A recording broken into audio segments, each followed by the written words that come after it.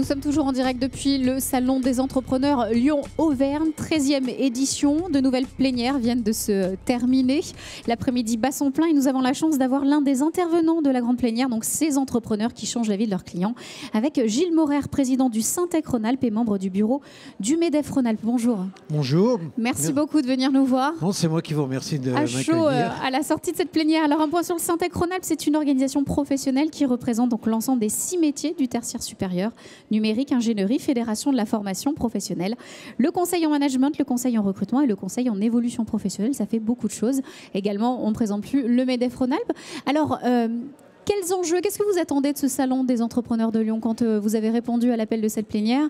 Voilà, qu'est-ce que vous attendez? Je pense que d'abord Rhône-Alpes est une terre d'entrepreneurs et je pense que tout ce qui contribue à lancer des nouvelles entreprises, et moi j'ai été invité pour une table ronde où effectivement il y avait des start-upers que j'ai trouvé absolument sympathiques et extraordinaires. Bon, moi je ne suis plus un start-upper, quoique je disais en début de réunion qu'il y a 6 ans, après déjà 35 ans parce que mon métier, moi c'est le conseil en management, chez Optime Ressources. J'ai eu l'occasion en 35 ans de développer, de faire croître une entreprise, mais j'en ai recréé une autre. Et donc j'étais finalement un vieux start-upper il y a 6 ans lorsque j'ai recréé Optime Ressources.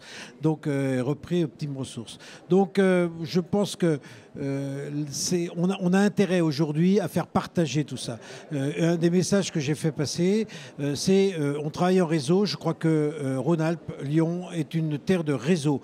Il faut arrêter les clivages. Je pense qu'aujourd'hui, tout ce qui peut permettre de faire travailler les gens ensemble, de les faire se rencontrer, les droites-gauche en politique, les grands, les petits, les start-up et les grandes entreprises, les industries et les services, tous ces gens-là, il faut qu'on arrête de travailler en silo et il faut qu'on travaille ensemble. Et je pense qu'il y a énormément d'occasions, et le salon en est un, de pouvoir travailler ensemble et d'échanger sur des expériences. Et je pense que le grand débat qui a eu lieu a permis d'échanger sur toutes ces expériences. Casser les barrières, c'est peut-être le premier conseil. Et le deuxième, qu'est-ce que vous avez pu glaner comme information de ces jeunes entrepreneurs? Parce que donc effectivement, vous êtes spécialisé dans le conseil en management, mais qu'est-ce que eux ont peut-être pu vous apprendre? Parce que donc la thématique, je le rappelle, c'était ces entrepreneurs qui changent la vie de leurs clients. Je pense par exemple à Paul Morlet qui a complètement cassé cette filière des lunettes, ce qui est incroyable, mais il l'a fait. Qui a pris de l'expérience de qui au final? Je pense que c'est une expérience partagée. Moi, j'étais juste à l'introduction, donc je n'ai pas partagé mon expérience.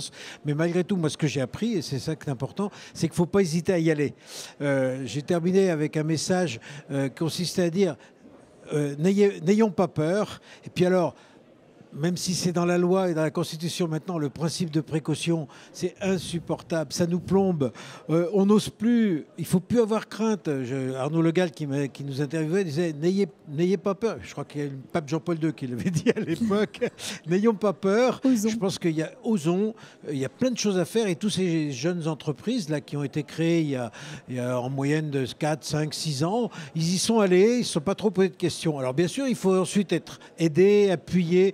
Il y en a qui ont parlé, effectivement, moi je fais beaucoup de tutorat, d'être en échange avec des jeunes entreprises, il y a des gens qui viennent me voir. Je pense qu'il faut ne pas hésiter à échanger, pas forcément donner des conseils. Là, je ne prêche pas pour ma paroisse, mais je pense qu'être là pour écouter et puis pour servir de miroir, je pense que c'est très important. Je pense qu'on peut être des bons miroirs pour des créateurs d'entreprises en les écoutant et puis de temps en temps en faisant part d'expérience. Mais ce n'est pas des conseils, c'est simplement de l'échange.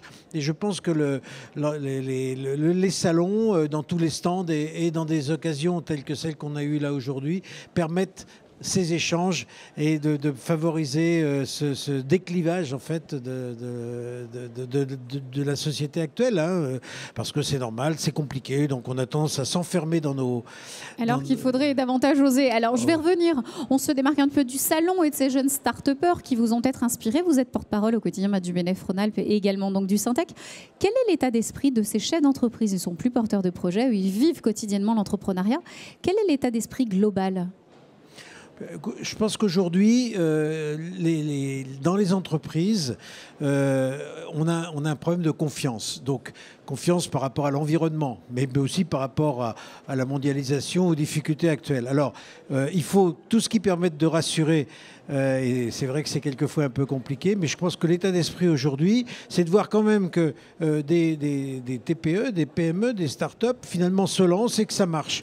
Alors, les entreprises plus installées, comme la mienne, mais comme beaucoup d'autres, eh ben effectivement, il faut qu'elles prennent modèle de cet exemple des jeunes qui finalement osent et y vont. Et c'est vrai qu'on essaye toujours d'être un peu ceinturé bretelles parce qu'on n'a pas confiance, qu'on voit mal l'avenir, on a un problème de visibilité. Moi, dans mon métier, la visibilité est de plus en plus courte parce que mes clients aussi manquent de confiance, donc ils hésitent à partir et à y aller. Et donc, il faut faire passer ce message d'un optimisme, pas un optimisme débridé, parce que c'est compliqué. Raisonner, mais malgré tout, il faut être optimiste. Voilà, je pense qu'il faut être optimiste. Osons dans ce qu'il faut faire, et je pense que c'est un petit peu l'occasion qu'on a eue tous les uns les autres aujourd'hui de se propulser vers l'avenir et de ne pas immédiatement s'arrêter à la première difficulté. Voilà, et baisser les bras. En tout cas, merci beaucoup pour cette bonne humeur sur le plateau. Gilles Morer, donc président du Syntec Rhône-Alpes et membre du bureau du MEDEF Rhône-Alpes. Très bon salon des entrepreneurs 2016. Merci beaucoup de m'avoir accueilli. Merci. Au revoir.